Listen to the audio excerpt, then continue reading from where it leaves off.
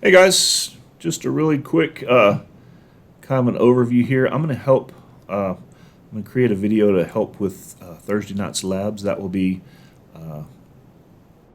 peer review, or pardon me, peer-to-peer network, and also capturing packets with Wireshark. And so what I'm going to do right now for this video, this is the Wireshark video. I'm going to show you how to do it. I'm going to explain the lab sheet to you, and so hopefully it'll be a little less chaotic when you start doing this for tonight. So let's go ahead and look at the lab for tomorrow, for Thursday. That will be Thursday the 24th. All right, here we are on the desktop, Thursday the 24th. What we're going to be doing, this is lab number 4. It's using Wireshark to do packet sniffing. We're going to start off with the blue network cables plugged into our PCs because that connects us to the internet. The gray cables connect us to the classroom network, which has no internet access. The blue cables connect us to the school network and the internet at large. So we're going to start off and download Wireshark. I already have a tutorial video out there on how to do that, so you'll follow those steps. You'll download Wireshark, and then you're going to swap network cables. After you get it installed, you'll put in the gray network cables, which connect us to the classroom. Make sure while you're installing Wireshark that you select the NP cap option. You want to make sure that that gets installed, otherwise Wireshark won't work. So once we have the gray cables plugged in, we're going to start the capture. Now, the web browser for the classroom is 192.168.1.1. So that's where you're going to open a web browser and try to connect to that. I'm going to use 10.5.1.1 because I'm not on the classroom network. If I do that, then I should see a router. It refused to connect, so they don't have that turned on, but that's okay. I know it's there because it refused to connect, so it just told me it was there. So now I'm going to open up Wireshark.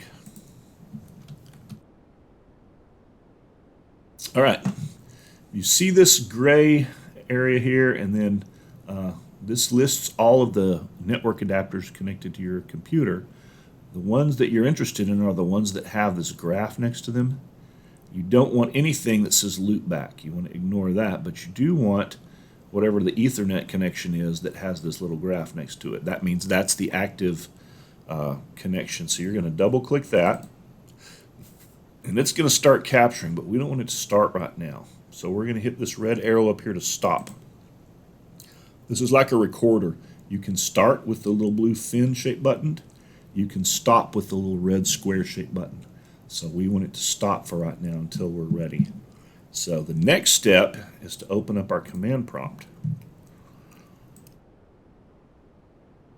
And what we're going to do is we're going to ping the router. Now for you guys, it's going to be 192.168.1.1. So you're going to type in ping space and then that address, 192.168.1.1. I, on the other hand, am going to ping 10.5.1.1. But first of all, I have to start the capture. So what I'm going to do, over here with this blue fin, I'm going to click the button. And I'm going to say, do you want to save what you've already got? No, I'm just going to continue without saving. All right, so now my computer is capturing all the traffic that's going to the out into the world, out into the internet. And I'm going to ping 10.5.1.1. Now remember, you guys are going to use 192.168.1.1. I should get 4 responses. All right, my ping is over, so I'm going to stop the capture. Now, I've got a ton of information here.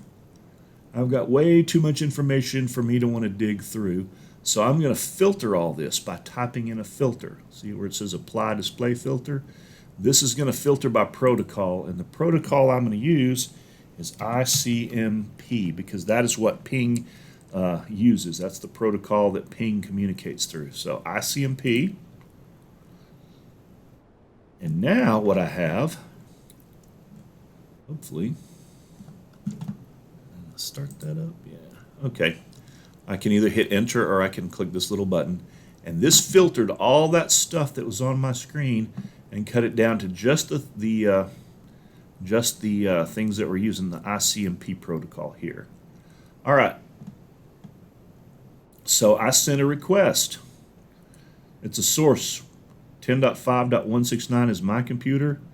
The router that I hit, 10.5.1.1, that was a request. Basically, a ping is just an echo, are you there? And then I sent that request. I got a reply from 10.5.1.1 to me that said, yeah, I'm here. And that's what it said. And then I sent another one, and I got a reply. I sent another one. I got a reply. I sent that fourth one, and I got a reply. So basically what that means is it sent 4 ping requests, and I got replies for 4 ping requests. That should give me 8. And so I have 8. So these are the network requests that I just made. I filtered them out of all the other things that I have there. If I double click on, let's say, this request, then this will give me the information, 74 bits. Frame, it gives me the frame number, give me how many bits on the wire, or how many bytes rather, pardon me, and how many bits. It gives me how many bytes were captured, how many bits. It gives me the interface, that's the MAC address for my network card. Ethernet 2, source, WinStar, this is all information from my network card. Using the IP protocol version 4, the source, which is my computer, the destination, which is the router, and the protocol, which is ICMP, Internet Control Message Protocol. So basically that's a summary of the request that I sent. This is the actual information that I sent. This is it in hexadecimal form, which is base 16. We'll talk about that later. And this is it translated into English. Basically, I just sent some characters and some alphabet letters. So I sent that information, and the computer responded back. The router did. So let's see what the router said to me. Same thing here. Frame number, it's the next frame, 74 bits, or bytes rather, 592 bits. It sends the, this is the network card information for the router. It's a Cisco router. Still IP version 4. The source was the router, the destination was me, the protocol still ICMP, and basically what the router sent back was the same thing, basically. Just the same kind of stuff. So that happened 4 times. Request, reply, request, reply, request, reply, request, reply. This is packet sniffing. If there had been text or information in those packets, I would have been able to find out what that was. Now, can you imagine when this would be useful? Let's say somebody sent a request to a router to log in, or to a wireless router to log in, something like that, and you were able to intercept that traffic and find those pings. Imagine what you could do. Well, that's, until just very recently, that was a thing. People would hijack passwords using that exact technique. So this is a very powerful tool and useful when you're trying to find out what's going on with your network. So that's what we're going to do for tonight. We're not going to save anything. We go back to our let's go back to our document here. Okay, so we've gone all the way through. We've filtered. Now we can also filter by ARP, HTTP, ICMP. We can filter those things, and just basically what this is just learning how to use the program. All right, now this is the part you're going to do at home. You're going to take this part home.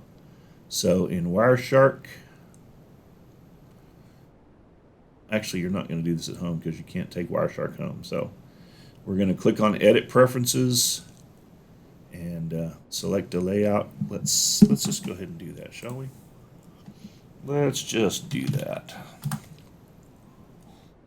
Okay, I'm going to capture some more packets just to have something to work with here. There's that. I'm just going to let it run for a little bit. I'm going to stop it. Let's filter by ARP, shall we? There we go. Okay. Hit enter. All right, so these are all the ARP broadcasts. This is going to the router. Basically, this is just talking to other pieces of equipment on the network. Let's filter by HTTPS now. I had a couple of web requests. Okay. This one is for the school alert system.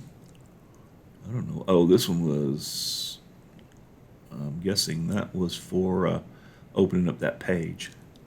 All right. So now let's look here.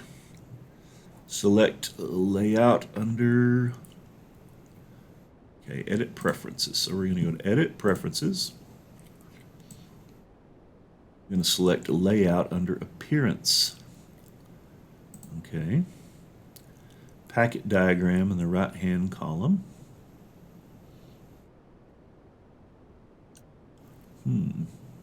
Layout, there we go. All right, so packet diagram.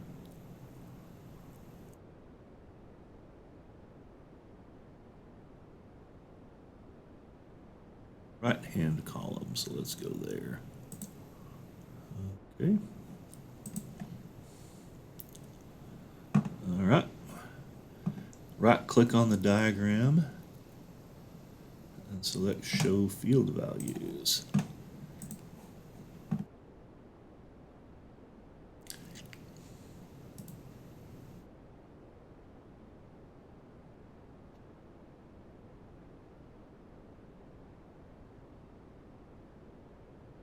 Okay. Oh, there we go. And show field values. All right, so these are the values for the packets that were sent. The packet header gives me the destination and the source. These are the MAC addresses. IP4 is the protocol that was used to communicate. Okay, inside IP4, here's the packet. Version 4, header length. Basically, this is the information, and also the source and destination address. That was me, and that was whatever that is, and I'm not sure. It's something on the network that has an IP address of 0.13. All right, the transmission control protocol, TCP information.